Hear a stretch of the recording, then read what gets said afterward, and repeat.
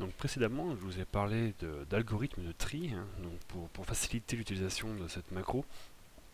Il y a plusieurs possibilités de réglage, hein, qu'on va trouver dans les options.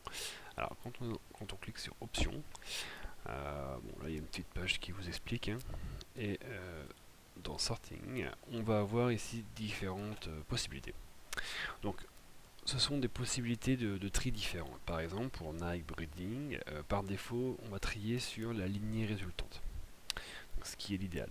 Mais en cas d'absence de données pour la lignée résultante, automatiquement la macro va switcher sur un tri sur lignée femelle.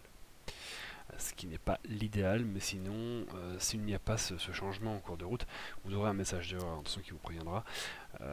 Ça entraînerait finalement l'arrêt du programme. Pour le stock, il y a 4 façons de trier. Donc on peut trier sur la lignée, sur la souche, sur mix. Mix, c'est un mélange des deux. S'il n'y a pas d'information pour lignée, il prendra l'information souche. Et un algorithme qui s'appelle procédure qui va trier sur la procédure. Donc celui-ci, finalement, c'est un peu l'idéal, mais pour qu'il fonctionne, il faut certaines... comment dire, il faut qu'Anibio soit vraiment bien rempli, hein. Et donc du coup, vous pouvez vous référer à Autofill, à Anibio qui vous explique comment et quelles cases bien remplir pour optimiser derrière le tri. Parce que de toute façon, la macro ne pourra pas générer des données. Elle s'inspire forcément des données qui sont présentes dans les fichiers que vous exportez. Donc s'il manque des informations, soit les informations manqueront dans les fichiers finaux, soit ça arrêtera carrément la macro en fait.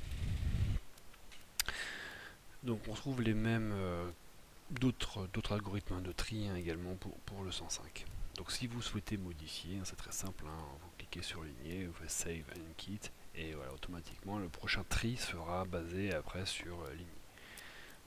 Et puis on peut voir, hein, que ça a conservé l'information. Donc bon, là je remets sur procédure. Oui, donc oui, il y a également deux autres onglets, hein, comme vous avez vu tout à l'heure dans les croisements.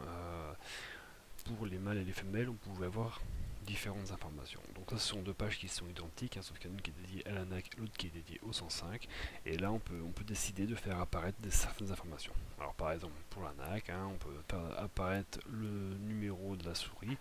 Hein, donc ça, c'est le numéro chercheur, la date de naissance, la lignée, le génotype ou le code Anibio.